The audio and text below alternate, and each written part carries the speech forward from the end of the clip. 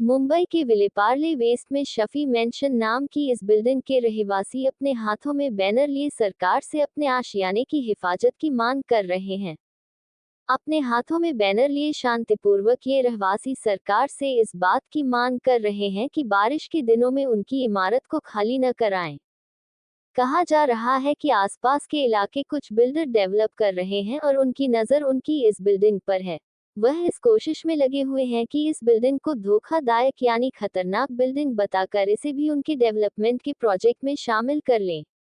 जबकि यह बिल्डिंग पूरी तरह से बेहतर है और मजबूत है, क्योंकि कुछ ही साल पहले रहवासियों ने करोड़ों रुपए खर्च करके इसकी मरम्मत कराई थी। बीएमसी के मुताबिक C2 की कैटेगरी में ये बिल्डिंग थी, जिसके बाद इसकी मरम्मत कराई गई और बिल्डिंग अब बेहतर हालत में है।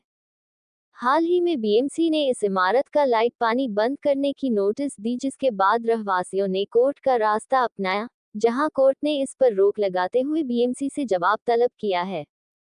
हालांकि 2020 में इसकी मरम्मत कराई गई, क्योंकि 2019 में इस बिल्डिंग का सर्वे किया गया जो कि C2 कैटेगरी में थी, इसे रिपेयर कराया गया।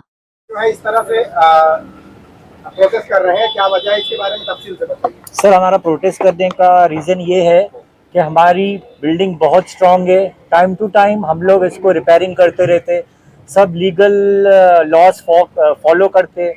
फिर भी यहाँ की एक बिल्डर लॉबी है जिसने नए नए इंजीनियर लाके झूठी स्ट्रक्चरल रिपोर्ट बनवा के बिल्डिंग को धोखादायक करार दिया है। तो हम लोग का प्रोटेस्ट यही है कि हम लोग को चैन से रहने दो, हम लोग को बेघर ना करे।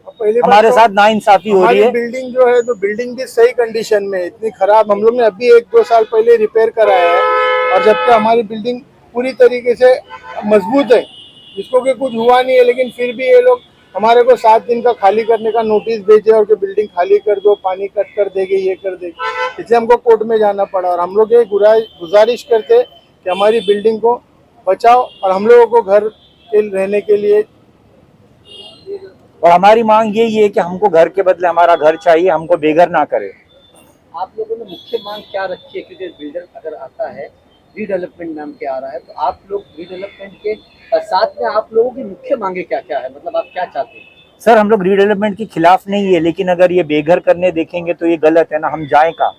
पहली बात तो हमारे बिल्डिंग में सीनियर सिटीजन ही नहीं है, और हम लोगों से अभी कोई डिस्कशन ही नहीं हुई है। पता नहीं है कहाँ से कौन लोग आके सब कर रहे हैं। अभी तक के हमारी बिल्डर से कोई डिस्कशन ही नहीं हुई। बीएमसी ने आपको जो नोटिस दी थी, उसके बाद आपने क्या बीएमसी के अफसरों से बात नहीं किया कि आपने ये अर्जेंट में नोटिस देके और घर पानी कट करो, लाइट कट करो का नोटिस दिया है? आपने कोई बात की थी? हम लोग ने बात नहीं किए थे।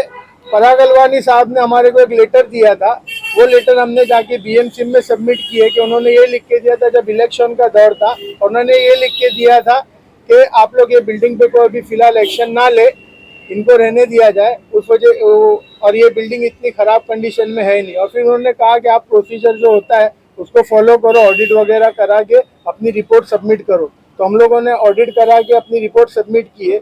आज ये टेक कमेटी वाले आके इसका डिसीजन लेने वाले हैं कि हमारी बिल्डिंग क्या कंडीशन में।